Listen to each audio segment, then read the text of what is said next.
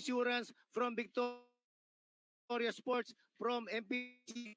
Tingnan po natin yan dahil nandyan si JP Morales na nagagaling lang sa injury. Eto, nangunguna ngayon sa ating karera. Alam mo, kung na ng Drive Up, partner, kompleto ang management team ng MPTC Drive Up dito. Nakita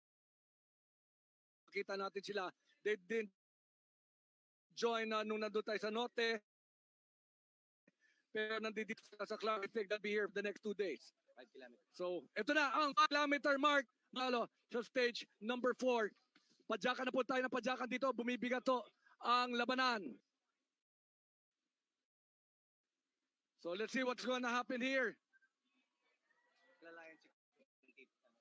Yung number. Ayan po mga kaibigan, narito po tayo ngayon sa finish. Inaabangan natin ang ating mga riders. Inside 5 kilometers, paigli na po ng paigli yan. Titignan po natin kung sinong mangunguna. Kung aabutan pa rin inside the 5 kilometers, kung didikit ang ating peloton sa lead pack. 8-man lead pack po yan, matagal po nilang na-maintain. At ito ngayon, malapit na po tayo sa finish. We are going to know, ladies and gentlemen, who will win this stage. Is it going to be from the 8-man lead pack or magagaling pa rin uli tulad kahapon sa ay nabantayan ng ating mga kababayan ang nangungunang si Judah Yung at hindi nabigyan ng tsansa na makalayo or makalapit sa ating lead pack. So, ganda balita rito, we are expecting, sabi nga, So, we are now in the finish line right here. Kasamang Randy. Ang ina-expect natin na bunch finish again is what we will be seeing here sa dulo ng finish line.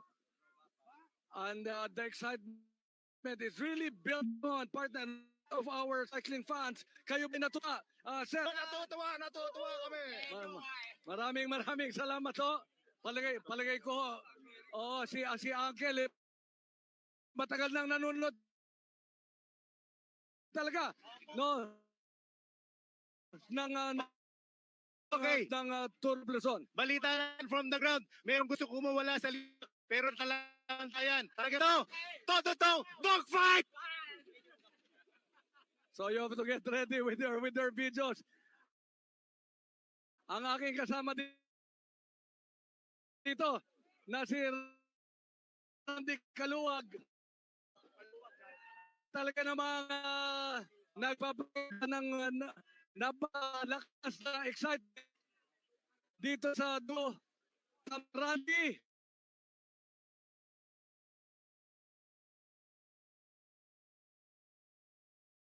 I-estimate natin, partner, yung 11:30 to 12 o'clock. Pero hindi ang mangyayari dito before 11:45, Mike. Stage number 4. So part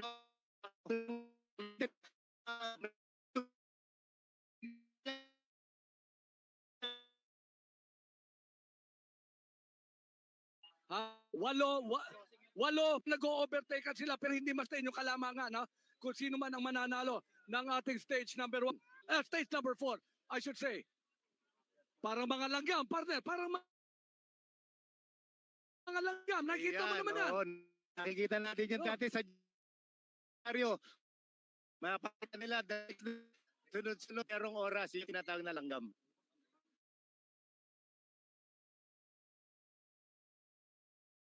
Walang makaporma, no? Hindi natin alam who will be winning stage number 4. Hindi walang klaro, no? Pero tingin ko lang dito, hindi na makakaalagwa.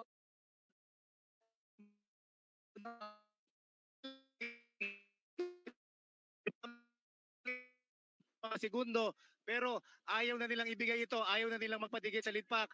Nandyan kasi si JP Morales, John Paul Morales, nandyan po. It's about 3 kilometers. Yes. It's about 2.5 kilometers, 3 kilometers kilometers away from our finish line.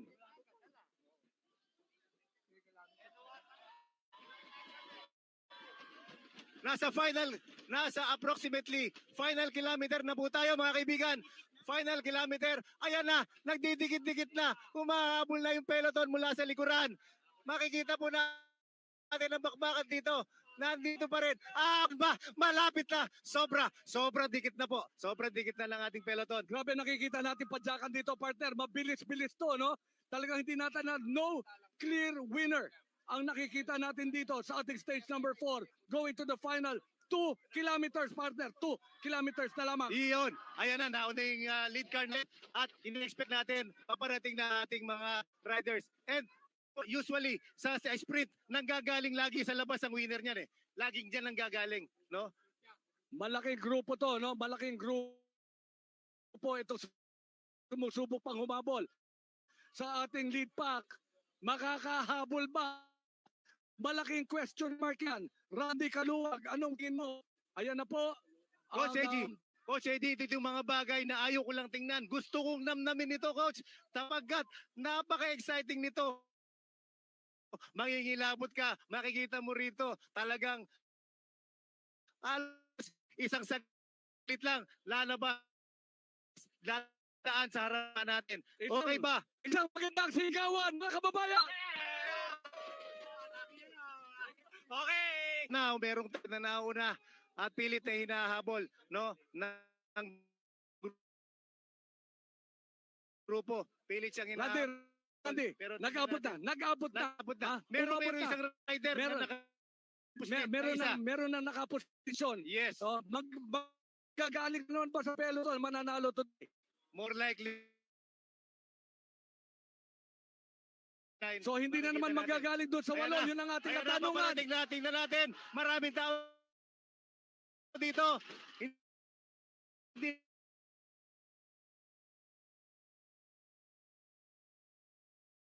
to welcome our riders.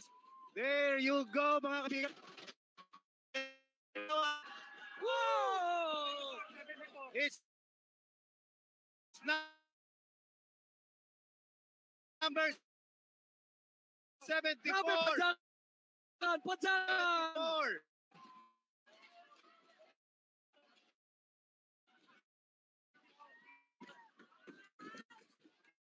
Ang nakita natin, si Ian Kahukom. Let us confirm. Mga kaibigan, Ian Kahukom, napakagaling